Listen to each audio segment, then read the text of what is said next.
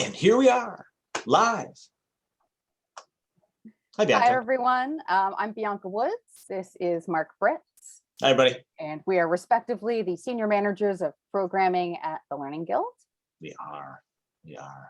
Which, in a nutshell, from your context, means we're the people who choose the sessions for the conference, read through all the proposals.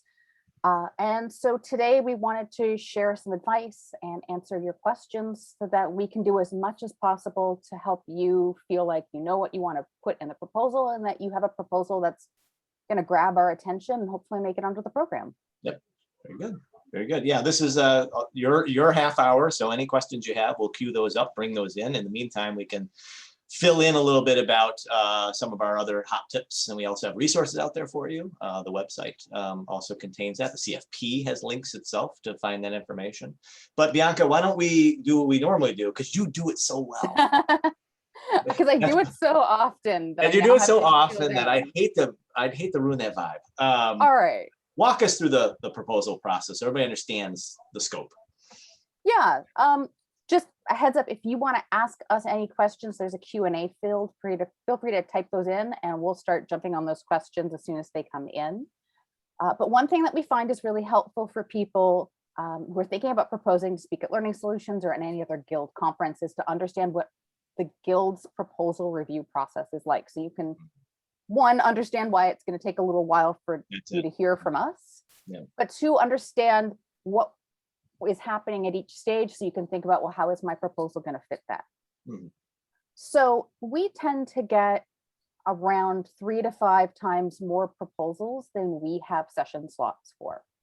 So for Learning Solutions, that's going to be probably around like 400 to 500 proposals is what we would normally expect. Yeah. And so a lot of our processes are for narrowing down the options. So the first thing we do is me, Mark, and David Kelly, we each read through every proposal. We don't use any sort of keyword filtering or anything. We find that a human eye on every single proposal is what gets us the best view on what we have as options. So that means you don't have to worry about putting any keywords in your proposal. There's no magic formula for that. But it is what makes this process take quite a bit of time. So if you're wondering why it's going to be a few months before you hear back, that's honestly, that section of the review is the biggest part. And so when we each review a proposal, we're looking at it in isolation. So we don't talk to each other at first and we don't compare and contrast it with other proposals at first. We're just looking at it going, could this proposal work as a session at this conference? Then we have a spreadsheet that we each use, which has yes, no, or maybe. And yes or no, that's pretty obvious, but a maybe could be, we want to discuss it with the group for a lot of different reasons. And then we put in some notes. And then the next stage is we compare and contrast all 3 of our reviews. Because what's really, the debate starts. That's when the fisticuffs come out. No. So Mark, David, and I all come from different areas of learning and development. And that's part of the reason I really like that we have multiple views on this, because sometimes one of us has experience with a topic that the others don't, and that gives us some extra additional insights onto our proposal. So in the compare and contrast stage, anything where all 3 of us said yes automatically goes on to the next stage. Anything where all 3 of us said no automatically stops there.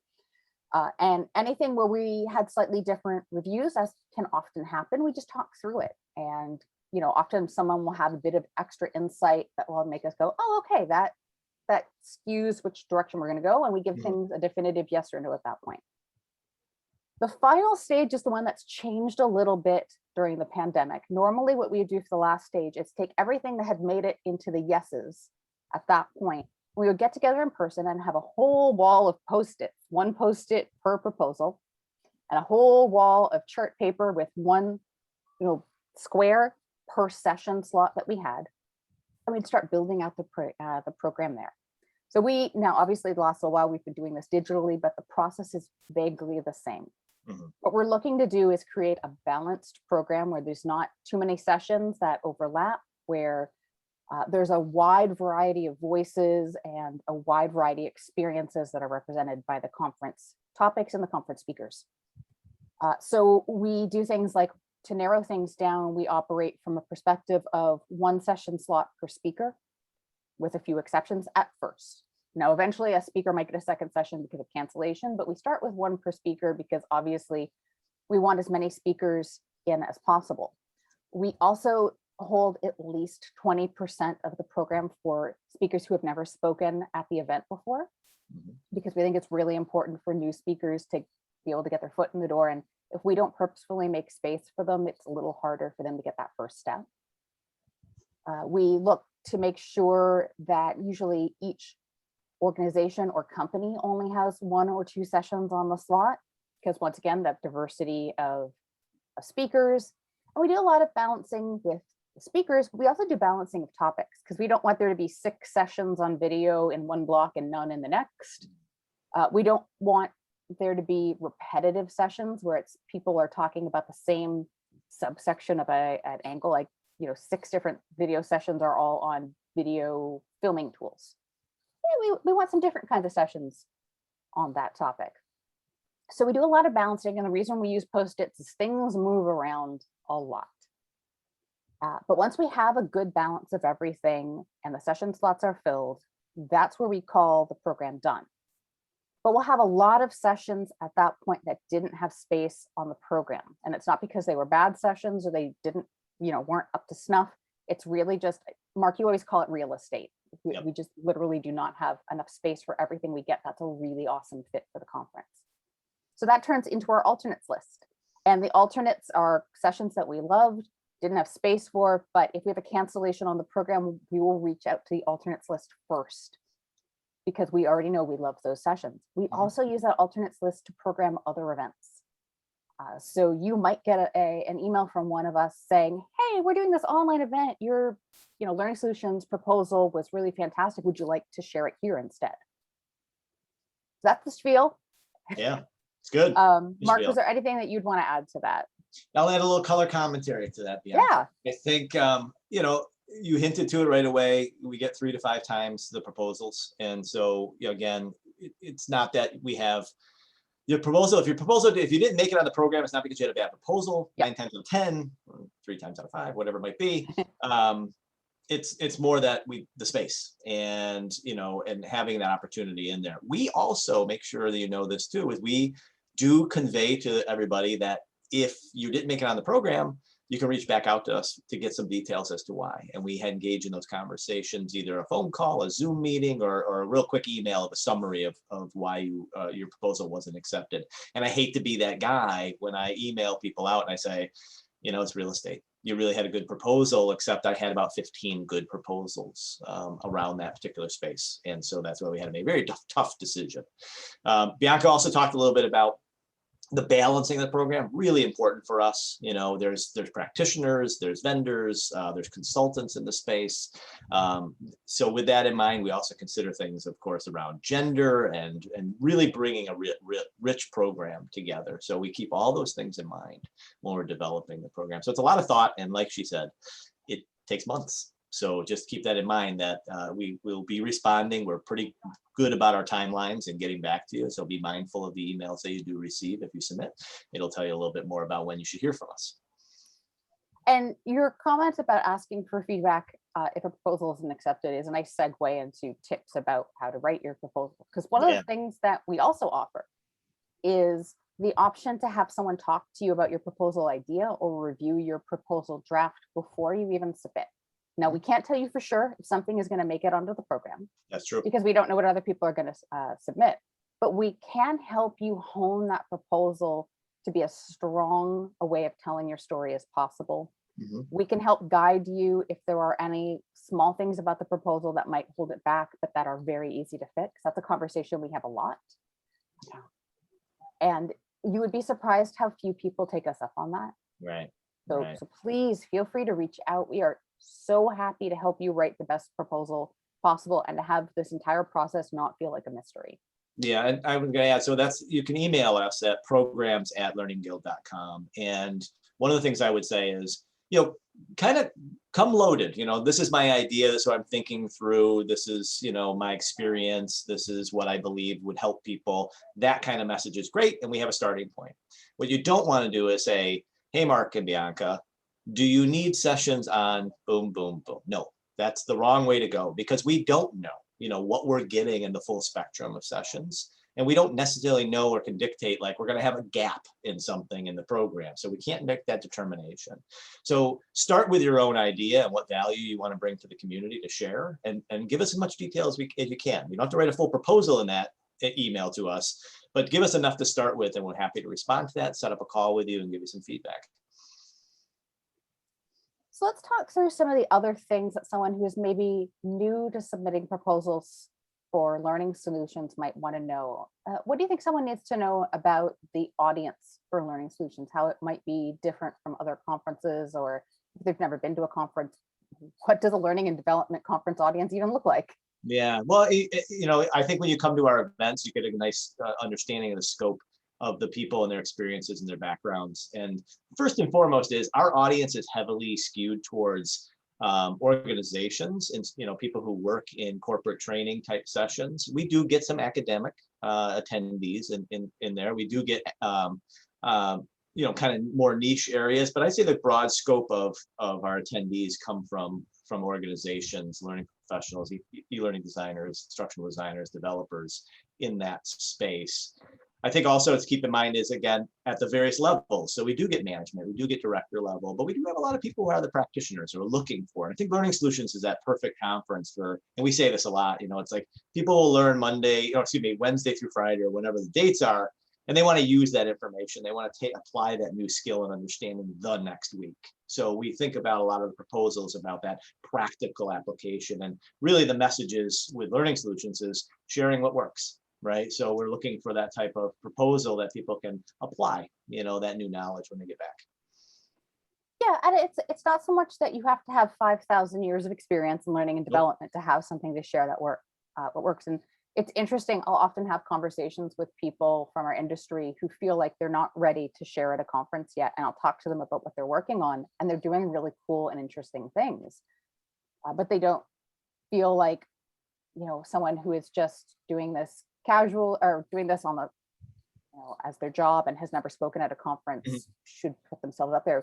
We would say you absolutely should share those stories, because our audience is so curious about learning from other people in the field and what's actually going on in your workplaces. So things like case studies, things like when we teach you how to do the thing that I'm doing, things like here's a way to use X tool in ways you maybe hadn't considered. Our audience loves that. And all of those things are very accessible topics for someone who maybe isn't a seasoned conference speaker to, bring to the table for these events. Yeah. So we'll dig into a little bit some of the questions that typically come up about the proposal format, and some tips I think that might help you think through it.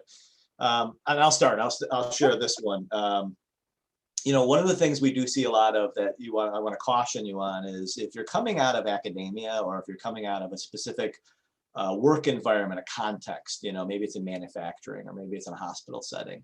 What we look for is your ability in the proposal to bridge to a wider audience. If you're talking about a technology, let's say in a higher education usage, and you're talking about students and professors or something along those lines, you have to think about the fact that the audience that comes to our events, again, is heavily skewed towards the corporate learning professional. You're going to want to tailor that message to say, yes, of course it was used in this context, but this is how it works and could work for other people, right? So you want to broaden that a little bit as you write that proposal. I think we see that a lot in terms of like some of the medical ones. Maybe they're talking about, doctors and that the context of a hospital. And if you write just that one story, which at least at some level needs to be there, but you don't want to make it the focus of your proposal. You want to think more broadly about how what we did here could be used across the board in people in other spaces. So that's one of the things I would caution, is make sure you're thinking about the wider audience of our events who will be in attendance at your session. And kind of related to that, I think something that we see as a challenge with people who are new to proposing to the event is not knowing how much detail that they should include in the proposal to communicate what they're doing to both us and to the audience. Because if your proposal is accepted, your proposal gets tweaked a little bit, but it becomes your session description. Yeah. And what I often see is I'll see a really nifty idea in the proposal, but no specific detail. So things like, in this session, I'm going to keep using video because that's just my default for examples. Good one. I'm going to share 5 tips for how you can make filming your videos look more professional.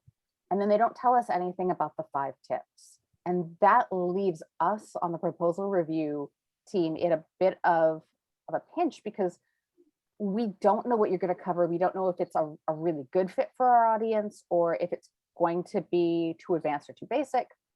It makes it harder for us to compare and contrast it against similar proposals. We might have multiple proposals on video filming techniques. Yeah. And if they're different enough, sometimes we could have more than one on the program, but we need to know the specificity of what exactly they're going to cover in the session to know if they're different enough. And we will err on the side of caution if that detail isn't there. So I tend to tell people, treat it like a really, really bad movie trailer. If all of your instincts are to make it like a good movie trailer where you just tease some of what you're going to do and be like, well, we're going to learn some new tips and you're going to get some practical advice. Like, tell people straight out what your main story beats of the presentation are. Yeah. Because there's no way that a session description or session proposal can share everything that you would share in 60 minutes. So it's not like you're making your presentation irrelevant. And the more detail people have, it's easier for us on the proposal review side to know what your vision is for the full 60 minutes. It's also great if it makes it onto the program because then attendees know what they're going to get from your session. So chances are you're going to have less people who are like, oh, that's not what I kind of expected. Yeah. Makes them happier too. Yeah. Thinking about that in the proposal form itself, maybe a strategy I would suggest that people do is, we have section on there. So, in general, you have your title and you have 2 paragraph areas. And the first paragraph asks you to identify what the challenge is to the individuals or industry in that space. And the second paragraph is how's your session going to solve that? What's it going to bring forward to help people in that issue? But below that is the objectives. And, the objectives are, what are people going to learn, right, at your session? I think that's the key place to start, to really kind of flesh out those 3 to 5 main items that you feel people are going to take away from your session. And it's kind of that, backwards design. Start at those objectives, as we know in learning and development, and then build your narrative around that. So get that firmed up. I know me personally, when I review proposals, I will not move in a linear fashion. I will jump right to those objectives and then see how your proposal is working to meet those in there. So take advantage of the proposal and how it's structured. And we have obviously samples that you can see and see examples of non-examples and examples of good proposals that are available to you as well. Yeah, and if you're wondering what in the proposal form is worth putting the most of your energy towards, you're in luck because we actually have the 2 questions that honestly influence our decision the most. They're labeled in the proposal form as these are the 2 most important questions. So there's no ambiguity about that. Yeah. We do have a Word version of all the proposal form questions, so you can download that actually from the proposal form. It's one of the embedded links right at the top. I highly recommend doing that because rather than drafting in the proposal form itself, because it gives you a lot of opportunity to kind of read through it, really think about what your strategy is for the whole thing. But it also gives you the chance to put it down and either have someone else take a look at it. It's always good to get someone else's eyes on it if you can. Or even just give yourself a break, because sometimes you'll put it down, come back to it the next day and go reread it. And you're like, oh, wow, I thought this was clear, but my brain had filled in some of the blanks and I didn't get it on paper. Right. Let me rejig this so it's a little clearer. That's a really easy way to make proposal writing easier. I think also too is, Bianca, I think it's always recommended to take a look at our past events and see how some of those descriptions are fleshed out there. One of the things you mentioned in there too is, here's where we want to point people's attention. And one of the things that we find sometimes is we want you to write your description to the audience. You should be always thinking about those people who are in the room and why they're there and what they want to learn. Don't write it to Bianca and myself, trying to convince us to get you on the program. It's more about writing to that audience about how you're going to solve their particular problems, right? So focus on their needs, not necessarily what skills and background you have or what you're going to do in the session. Talk more about the specifics of how the session is going to solve their particular problem or the challenge they're facing. Yeah, I mean, that's the nice thing about coming from instructional design is we're used to doing some of that when we're designing courses and learning content. It really is taking that instructional design and learning design eye that you have at work and just looking at the proposal form questions with that view. Yeah. Yeah. I'm going to also just throw one of these out there. I know some of the people who are watching and have questions do come from a vendor space or consultant space, and you're proposing to be on the regular program, and we welcome it. We look for that balance that we talked about on the front end, that you should be there. The one thing you can't do, or you won't, be on the program with, is what we call a pitch. That you're trying to, push your service or your particular product in front of people. What you need to do is kind of back up a little bit and think about the thought leadership in your organization or what you bring to it, to that product or service, because that's the key piece that you want to be able to share with people about, and eventually your service or your product. But you don't want to come the full hard sell in the proposal about what you're doing. You have a lot of skills and knowledge that went into that. Hone in on those particular pieces and share those insights. And if you're still ultimately interested in people learning about you, they can do that after the session. They'll be much more interested in your sincerity and your authenticity if you come at it more about how you're going to give to the community your knowledge and skill. One thing I will say about the community, if you've never spoken at a Learning Guild event, I will say they are some of the nicest, most supportive people. Like, if you're nervous about what it means to go up in front of a room of your peers or what have you, just know that that audience is going to be rooting for you to do well. Yeah. They're going to be supportive. They're probably going to ask really good questions. They're going to just be nice. I've spoken at a number of different industry conferences, and that's, I think, one of the really lovely things about learning and development is I think we, generally speaking, earnestly want speakers to succeed. Yeah. Absolutely. Absolutely. Couple other things to think about. We some people come at us, they ask the question about the title of their session. The title of the session obviously is not going to necessarily hold back your proposal. Don't beat yourself up about the title. I would advocate, you're very clear in the title about what is the gist of your session. Don't get too cute with it. I know we get some funny ones out there. But people are, you have to remember the audience, and sometimes people will read full descriptions and sometimes they won't. They'll stop at the title, right? So knowing that, try and cater to a nice, succinct title about, the session, maybe the technology is being referenced or the technique that's being referenced in there. But again, even if you have a title that's not strong, it won't hold you back. We're reading the whole description, and we do take some liberties down the road and making adjustments in titles on sessions that are brought onto the program just to kind of fit our parameters. So don't overthink it too much in that respect, but definitely kind of focus on the content of your session. Yeah, I don't think we have ever turned down a good proposal because the title wasn't great. We'll usually just work with the speaker and tighten up the title. Yep, absolutely. Absolutely. Any other tips, thoughts, questions we should address, Bianca? I think you mentioned this lightly earlier, the idea of examples and non-examples. Yeah. I know the first time that I wrote a conference proposal, I had no idea what I was supposed to write. It felt like a complete mystery. So what's nice is we have a tips PDF. It's also linked in the proposal form right at the beginning that you can pull. And not only does it have tips, but it has examples of really strong proposals. So you can get a sense of what that looks like and explains why they work.